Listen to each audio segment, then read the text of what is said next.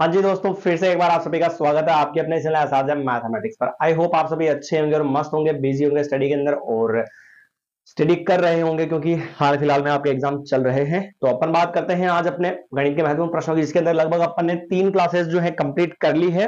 और अब बात करते हैं अपन आज के चौथे पार्ट की, जिसके अंदर अपन चल रहे थे। अपन लगभग 2 प्रश्नावलियां कंप्लीट की थी और तीसरी के अंदर अपन ने विलोपन विधि और उसको क्या बोलते हैं अपन ने, प्रतिस्थापन विधि सोल्व की थी, ठीक है ना। और उसके कुछ सवाल भी अपन ने किए थे, तो उसी को आगे कंटिन्यू करते हुए एक सवाल और लेते हैं अपन। देखिए ध्यान से, यदि दो संख्याओं का अंतर 26 है और एक संख्या दूसरी संख्या की 3 गुनी है, यदि दो संख्याओं का अंतर क्या है बेटा, 26 है। देखना ध्यान से, यदि दो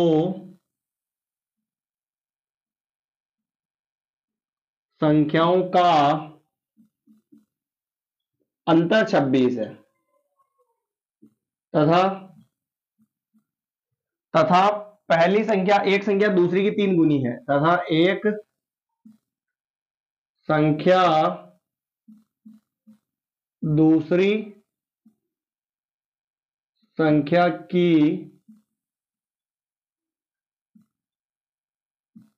3 गुनी है, एक संख्या दूसरी संख्या की 3 गुनी है, तो उन्हें ज्ञात कीजिए।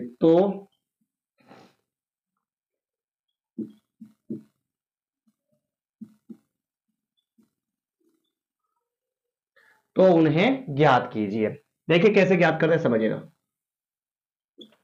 यदि दो संख्याओं का अंतर 26 है, दो संख्याओं का अंतर 26 है, तो अपन जैसे करेंगे कि माना कि पहली संख्या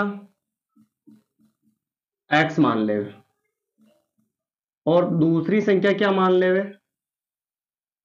y मान ले। पहली संख्या x मान लेते हैं और दूसरी संख्या क्या मान लेते हैं, y मान लेते हैं। और दोनों संख्याओं का अंतर कितना है बेटा, 26 है। यानी कि x में से y को अगर घटाते हैं तो कितना आएगा, 26। ये थोड़ा सा ध्यान रखिएगा, अंतर का मतलब पहली में से दूसरी को क्या करना, आपको घटाना है। तो x में से y को घटाएंगे तो कितना आएगा, 26 आएगा। इसको दे देते इक्वेशन नंबर फर्स्ट। फिर प्रश्न क्या कहता है, सुनो ध्यान से। एक संख्या दूसरी संख्या की कितने गुना है बेटा, 3 गुना है। तो एक संख्या यानी पहली संख्या x दूसरी संख्या का कितने गुना है, 3 गुना, और बीच में क्या मान लेंगे, बराबर। तो इसको मैं लिखूं x बराबर y इंटू 3, क्या होगा, 3y। समीकरण नंबर 2 आया क्या समझ में। कोई सी विधि लगाने की जरूरत नहीं है, डायरेक्ट x का मान जो 3y है ना, वो इस समीकरण में रख दो, x गायब हो जाएगा और y का मान आ जाएगा। कैसे देखना, ध्यान, यहां तक तो आ गया ना समझ में। पहली संख्या x मान ली, दूसरी संख्या y मान ली। प्रश्न कहता है कि दोनों संख्याओं का अंतर 26 है, तो पहली संख्या में से दूसरी संख्या घटाओ यानी माइनस कर दो, तो आंसर क्या आएगा, 26। और फिर एक संख्या दूसरी की 3 गुनी है, तो एक संख्या x और दूसरी की 3 गुनी, 3 से गुणा करा दिया तो 3y लिख दिया। समीकरण 2 से मान 1 में रख दो,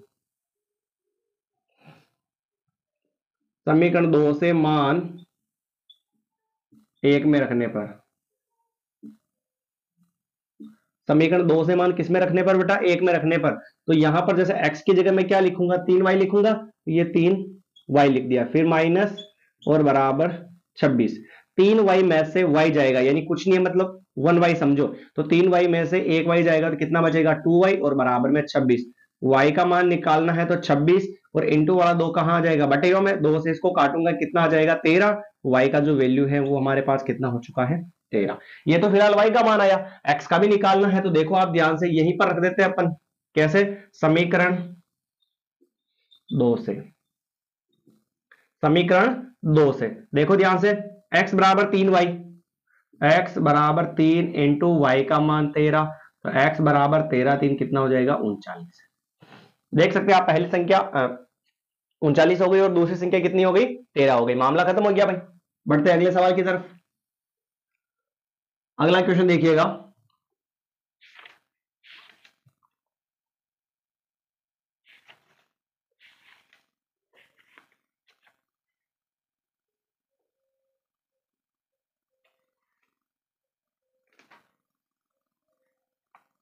हाँ जी,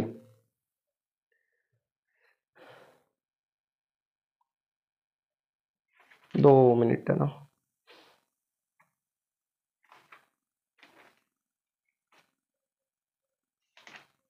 अगला प्रश्न ये है कि 2x² minus 3x² minus 2x plus 1/3, 3x² minus 2x plus 1/3 का विविक्तिकर ज्ञात कीजिए और मूलों की प्रकृति ज्ञात कीजिए। का विविक्तिकर ज्ञात कीजिए, विविक्तिकर ज्ञात कीजिए और मूलों की प्रकृति ज्ञात कीजिए।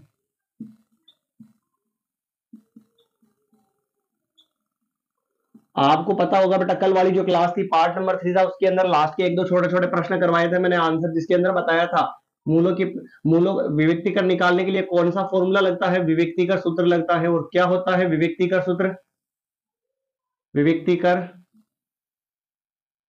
सूत्र क्या होता है? b² माइनस 4ac, ये होता है विविक्तिकर सूत्र, b² माइनस 4ac, ये फॉर्मूला होता है। अब देखो आप ध्यान से, b² माइनस 4ac, तो जैसे कि इक्वेशन क्या होती है, द्विघात समीकरण ax की power 2 plus bx plus c, ये होता है व्यापक फॉर्म, ठीक है ना। तो आप देखो x² के गुणा में क्या होता है, a होता है, तो यहां पर देखो x² के गुणा में कितना है भाई, x² के गुणा में कितना है 3, तो a का मान कितना हो गया 3। फिर x के गुणा में b, x के गुणा में कितना है 2 और वो भी माइनस का, तो b बराबर क्या हो जाएगा -2। c अचर संख्या c कितना है 1/3 दे रखा है। कोई दिक्कत है क्या बेटा? a b और c तीनों मान निकाल लिए अपन ने। अब ये इस फॉर्मूले में पुट कर देते हैं अपन, देखो ध्यान से, b की घात 2, b का मान कितना आया -2 आया, और उसकी घात 2, फिर -4 इंटू ए का मान कितना 3 इंटू सी, और सी का मान कितना है 1/3, 3 से 3 कट गया, माइनस की घात 2 यानी माइनस इंटू माइनस क्या हो जाएगा प्लस, और 2 की घात 2 यानी कि क्या हो जाएगा 4, और फिर ये माइनस का माइनस, 4 बन जाए क्या हो जाएगा 4, 4 में से 4 गया तो 0। तो ये तो हो गया इसके विविक्तिकर का मान। और अब पूछा उसने कि मूलों की प्रकृति क्या होगी, तो मैंने आपको बताया था, देखो b² माइनस 4ac का मान क्या आया 0, और जब b² माइनस 4ac का मान 0 आ जाता है तो क्या होते हैं मूल वास्तविक व क्या होंगे बराबर होंगे। आया क्या समझ में? ये इसकी हो गई प्रकृति और ये इसका हो गया विविक्तिकर का मान। कैसे बताया था, तो वापस रिपीट कर दूं मैं एक बार, b² माइनस 4ac अगर 0 से छोटा आता है तो मूल क्या होंगे वास्तविक, और क्या होंगे भिन्न भिन्न, और अगर ग्रेटर देन होगा तब है ना, 0 से बड़ा होगा b² माइनस 4ac का मान तब ये होगा, और b² minus 4ac less than 0 होगा तब मूल क्या होंगे काल्पनिक, यानी कि उनका अस्तित्व ही नहीं होगा। और 0 के बराबर आ जाता तो बता दिया मैंने, मूल वास्तविक क्या होंगे बराबर होंगे। आया समझ में? आगे बात करें अपन, चलिए अगले प्रश्न की तरफ बढ़ते हैं अपन। अगला प्रश्न देखिएगा,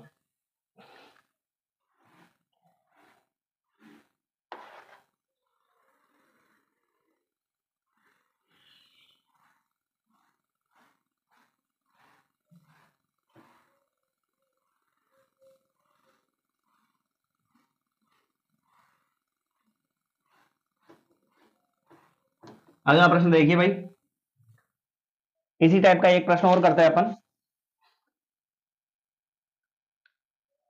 2x² माइनस 3x प्लस 5 बराबर 0 का प्रकृति निकालना अपने को है ना। 2x² minus 3x plus 5 minus 3x plus 5 बराबर 0,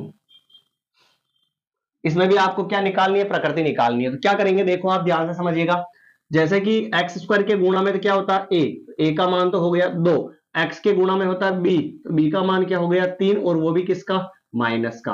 अचर संख्या c कितनी हो गई 5 हो गई। है क्या समझ में? abc तीनों के मान निकाल लिए। अब विविक्ति का सूत्र क्या था,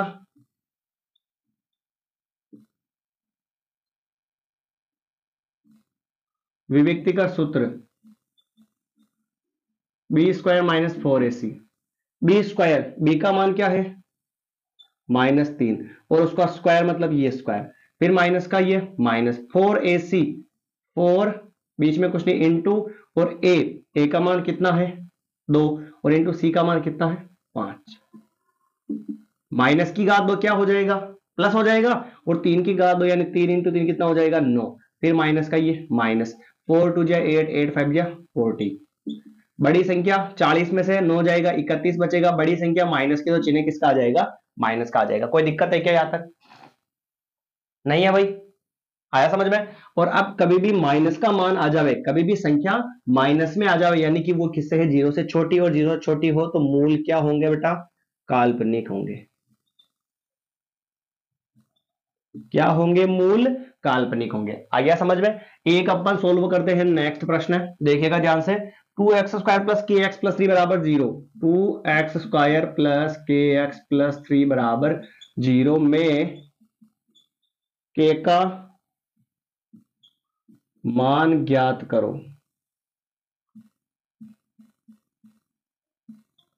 के का मान ज्ञात करो यदि मूल बराबर हो। मूल बराबर है बेटा तो हमें किसका मान निकालना है, के का मान निकालना है। तो समझिएगा ध्यान से कैसे करेंगे अपन इसको। एक्स स्क्वायर के गुणा में क्या होता है ए, तो ए का मान क्या हो गया 2। एक्स के गुणा में क्या होता है बी, तो बी का मान क्या हो गया के, और अचर संख्या क्या होती है सी, तो सी का मान कितना हो गया 3 हो गया। आ गया समझ में? प्रश्न क्या कहता है कि के का मान ज्ञात कीजिए यदि मूल क्या हो बेटा, बराबर हो। तो मूल बराबर हो तो के का मान निकालना है, तो बी स्क्वायर माइनस, मूल बराबर है, मूल बराबर है, अतः मूल अगर बराबर हो तो बी स्क्वायर माइनस 4ac का मान किसके बराबर आता है, 0 के बराबर। मूल अगर बराबर हो तो बी स्क्वायर माइनस 4ac का मान किसके बराबर आता है, 0 के बराबर। अब इसमें मान पुट करते थे, बी का मान कितना है के का स्क्वायर माइनस 4 इंटू ए का मान कितना है 2 इंटू सी का मान कितना है 3, बराबर में क्या आएगा 0। तो ये हो गया के का स्क्वायर माइनस 4 टू जा 8 और 8 3 जा 24 बराबर में 0। के स्क्वायर बराबर माइनस का 24 उधर जाएगा, किसका हो जाएगा प्लस का। स्क्वायर को हटाने के लिए अपन दोनों तरफ क्या लेते हैं वर्गमूल, और वर्गमूल लेंगे तो इधर प्लस माइनस क्या आ जाएगा अंडर रूट 24 आ जाएगा। स्क्वायर से रूट कट गया तो के और बराबर प्लस माइनस अंडर रूट 24 के गुणनखंड क्या होते हैं 2 इंटू 2 इंटू 2 इंटू 3। तो देखना ध्यान से के बराबर क्या होगा प्लस माइनस, इधर बनेगा एक जोड़ा बनेगा 2 का तो 1 2 बाहर और अंदर बचेगा 2 इंटू 3 कितना हो जाएगा 6। तो के की जो वैल्यू है हमारे पास वो आ चुकी है प्लस माइनस 2 अंडर रूट 6, ये के की वैल्यू आ गई। कोई दिक्कत हो तो आप बताइए भाई। आ गया समझ में ये भी? नेक्स्ट प्रश्न की बात करें अपन, चलिए अगला प्रश्न देखते हैं अपन। अगर दोस्तों आपको सवाल समझ में आ रहे हैं और वीडियो अच्छा लगा हो तो आप इसको प्लीज शेयर कर दीजिएगा, ताकि जो है और स्टूडेंट भी जो है इस वीडियो के माध्यम से जो है अपने इस चैनल आसान मैथमेटिक्स से जुड़ सके। अगला प्रश्न देखिए ध्यान से।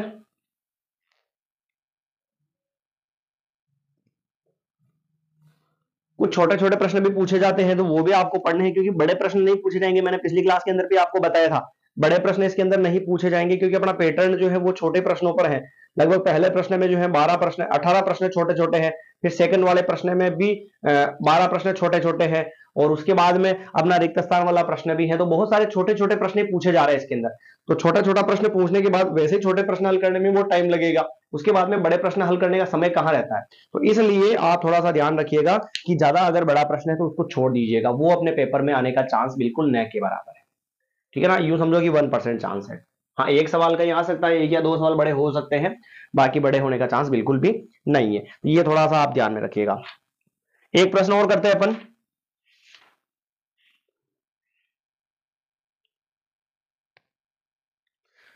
3x² minus 2 under root 6x plus 2 बराबर 0। 3x² minus 2 under root 6x plus 2 बराबर 0, ये सवाल है।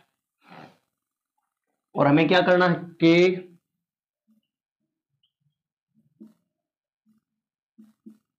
मूल ज्ञात करो, के मूल ज्ञात करो। मूल ज्ञात करना है इसके अंदर, है ना।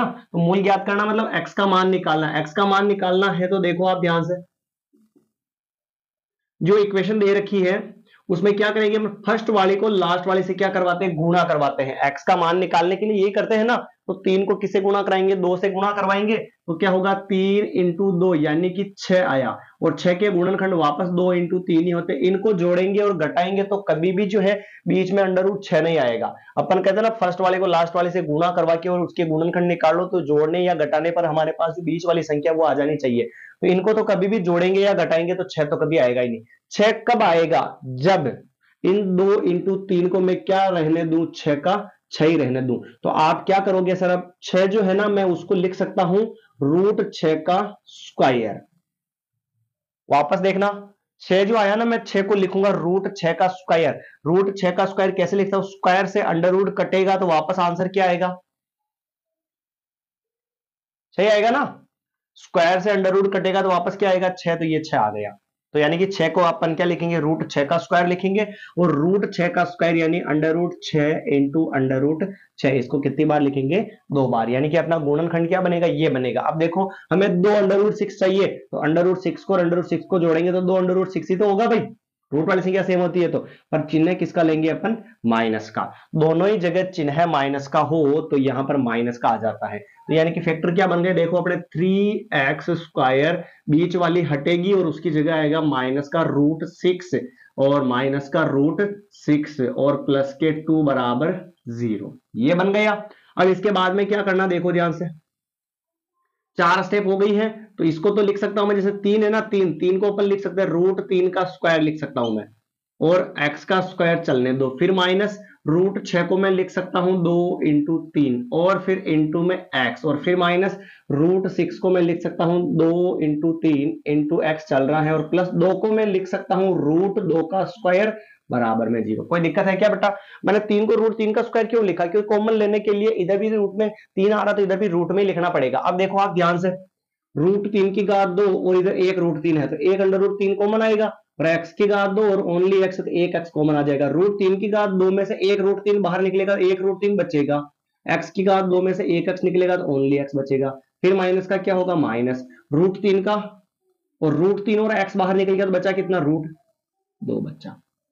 इनमें देखो क्या मिल रहा है, रूट 2 और रूट 2 की घात 2 यानी कि रूट 2 सेम मिल रहा है, आगे कुछ नहीं है, प्लस लगा देते हैं। रूट 2 बाहर निकाल लिया अपन ने तो क्या बचेगा बेटा, ध्यान से देखो, माइनस भी कॉमन लेना पड़ेगा अपने, माइनस भी अपन कॉमन ले लेते हैं। देखो ध्यान से, क्यों देखना, माइनस रूट 2 कॉमन लिया तो बचा कितना, रूट 3 बचा, एक्स बचा, प्लस की जगह माइनस कॉमन ले लिया तो क्या बचा, माइनस बचा। रूट 2 की पावर 2 में से एक रूट 2 कॉमन ले लिया तो एक रूट 2 तो बचेगा ना भाई, कोष्टक और बराबर में क्या कर दिया, 0।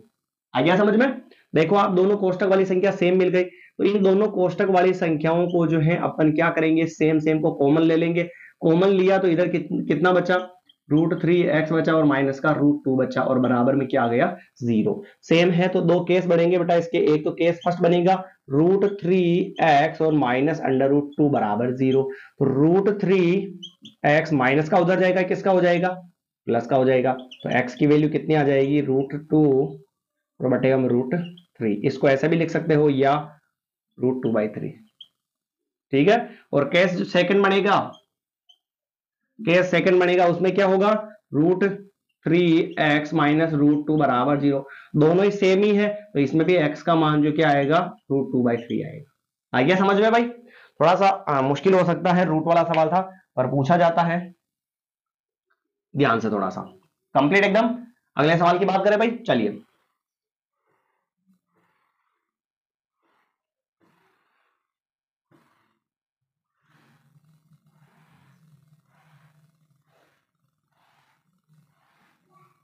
अगला प्रश्न देखिए, श्रीधराचार्य सूत्र लिखना है अपने को, है ना।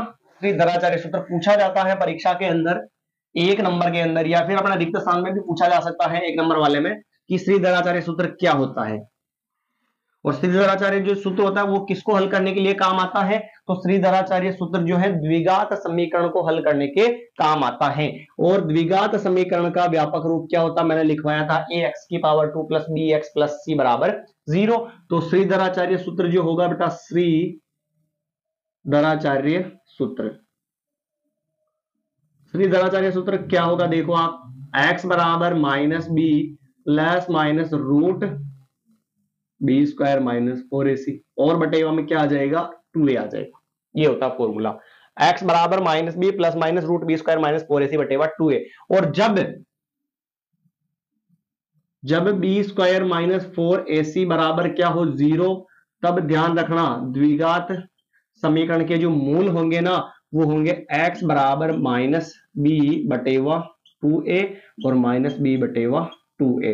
ये दोनों होते हैं, ये अपना स्पेशल केस के अंदर डाल देना, आप ध्यान रखना।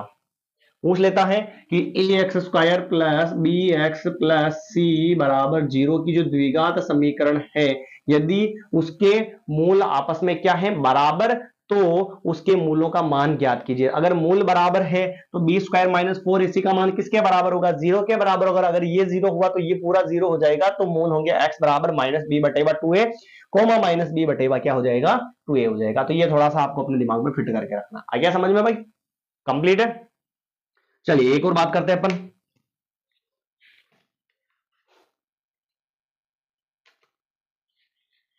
To x square minus 6x plus 3 बराबर 0। 2x² माइनस 6x प्लस 3 बराबर 0 के मूलों का अस्तित्व हो तो ज्ञात करो। अस्तित्व हो तो उन्हें क्या करना है, ज्ञात करना। अगर अस्तित्व है तो ही उन्हें ज्ञात करना, अस्तित्व है तो उन्हें ज्ञात करना है। तो जैसे सबसे पहले तो इसका क्या निकालना पड़ेगा, अपने को अस्तित्व निकालना पड़ेगा। तो एक्स स्क्वायर के गुणा में क्या होता है, ए का मान क्या हो गया 2, फिर एक्स के गुणा में होता है बी, तो बी का मान क्या हो गया -6, और फिर होता सी, तो सी का मान कितना हो गया 3 हो गया। आ गया समझ में। तो फॉर्मूला क्या था, विभक्तिकर का बी स्क्वायर माइनस 4ac, इसमें रखेंगे मान, इसमें रखेंगे तो बी का मान कितना है -6, तो -6 की घात 2, फिर -4 इंटू ए का मान कितना है 2 है, इंटू सी का मान कितना है भाई 3 है। माइनस की घात 2 यानी प्लस हो जाएगा, माइनस इंटू माइनस प्लस, और 6 की घात 2 यानी 6 इंटू 6 कितना हो जाएगा 36, और -4 इंटू 2 8, और 8 3 कितने हो गए 24। तो अपन घटाएंगे, 36 में से 24 जाएगा तो कितना बचेगा, 6 में से 4 गया तो 2, और 3 में से 2 गया तो 1, ये 12 बचा। आया क्या समझ में भाई। और ये जो है ना, ये जीरो से क्या है बड़ा, और जब जीरो से बड़ा होता है मान, तो मूल वास्तविक में क्या होंगे बेटा, भिन्न भिन्न होंगे, भिन्न भिन्न होंगे, और मूलों का अस्तित्व है। और अगर मूलों का अस्तित्व है तो उन्हें ज्ञात करो। तो मूलों का अस्तित्व है तो उन्हें ज्ञात करने के लिए अब कौन सा फॉर्मूला लगेगा, एक तो गुणनखंड विधि बताई मैंने आपको, और इसके बाद में दूसरी विधि होती है अपनी श्रीधराचार्य से। तो इसको अपन किससे करेंगे, श्रीधराचार्य से। श्रीधराचार्य से कैसे, तो फॉर्मूला x बराबर minus b plus minus root b square minus 4ac बटेवा 2a, ये फॉर्मूला है। इस फॉर्मूले में अपने को क्या रखना है, मान रखना, 6 का स्क्वायर 36 हो गया, माइनस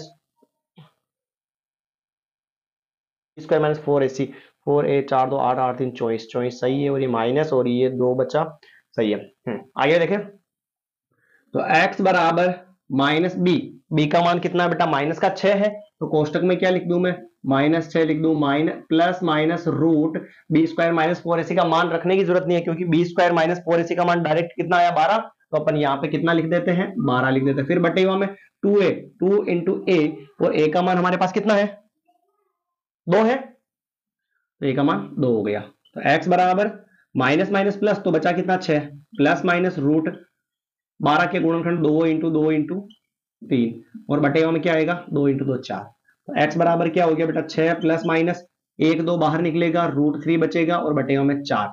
आप देखो दोनों में क्या कॉमन निकलेगा, 2, 2 का भाग 6 में कितनी बार 3 बार, प्लस माइनस 2 बाहर निकल के क्या बचा √3 बचा, और बटेवा में क्या चल रहा है 4, 2 से काटू इसको मैं 2 बार, तो x बराबर क्या हो गया 3 प्लस माइनस √3, और बटेवा में क्या आ जाएगा 2। तो ये अपने इस समीकरण के क्या हो चुके हैं बेटा, मूल हो चुके हैं। अगर अस्तित्व है तो उन्हें ऐसे ज्ञात किया जा सकता है।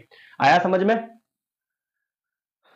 ठीक है। तो अब बच रहे अपने आधे घंटे की क्लास में लगभग 5 मिनट, तो 5 मिनट के अंदर अपन क्या करें, थोड़ा सा छोटे प्रश्न जो है उनको देख लेते हैं कि क्या बनते हैं कैसे हैं, ठीक है।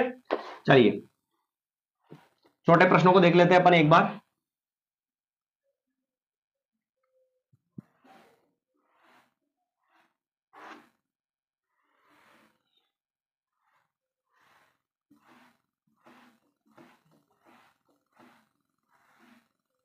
देखिए ध्यान से,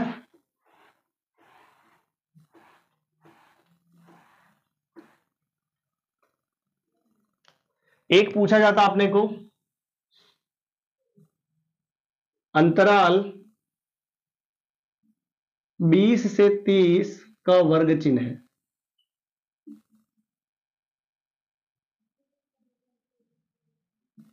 होगा, अंतराल 20 से 30 का क्या होगा, वर्ग चिन्ह होगा। तो वर्ग चिन्ह का फॉर्मूला क्या होता है, वर्ग चिन्ह बराबर होता है ऊपरी सीमा प्लस निम्न सीमा और बटेगा में 2। उच्च सीमा प्लस निम्न सीमा यानी उच्च यानी बड़े वाले मान को और छोटे वाले मान को दोनों को क्या करना है, जोड़ना है और फिर 2 का भाग लगाना है। तो 50/2, आंसर कितना हो जाएगा, 25 हो जाएगा। आया समझ में, बस खत्म। तो ये पूछा जाता है सर। फिर इसके बाद में एक ये भी पूछा जाता है माध्य माध्यिका व बहुलक में संबंध। तो फॉर्मूला शायद ये होता है, इसको थोड़ा सा कंफर्म कर लेना बुक में से, 3 माध्यिका बराबर बहुलक प्लस 2 माध्य, ये होता है। तो इसका थोड़ा सा आपने बुक के हिसाब से कंफर्म कर लेना फॉर्मूला। माध्य माध्यिका और बहुलक में क्या बताना है, संबंध बताना है। तो संबंध का फॉर्मूला आपको देख लेना एक बार, मेरे हिसाब से ये होगा, पर एक बार कंफर्म कर लीजिएगा ना। फिर इसके बाद में पूछा जाता है, इसके बाद में पूछा जाता है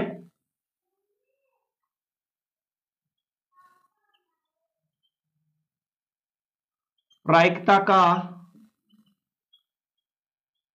अधिकतम मान कितना हो सकता है।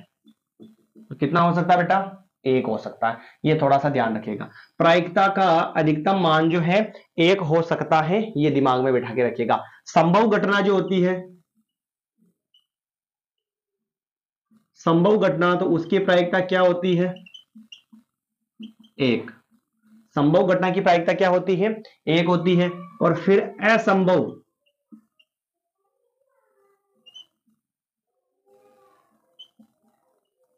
असंभव घटना की प्रायिकता कितनी होती है, 0 होती है। असंभव घटना की प्रायिकता क्या होती है, 0 होती है। ठीक है, तो अपन मिलेंगे अगली क्लास के अंदर, और ऐसे ही जो प्रश्न आने वाले हैं थोड़ा सा इंपॉर्टेंट है एग्जाम की दृष्टि से, उन सभी को सोल्व करने का प्रयास करेंगे। अगर आपको क्लास अच्छी लगी हो तो आप प्लीज क्लास को शेयर कर दीजिएगा। मिलेंगे अपन अगली क्लास के अंदर, धन्यवाद।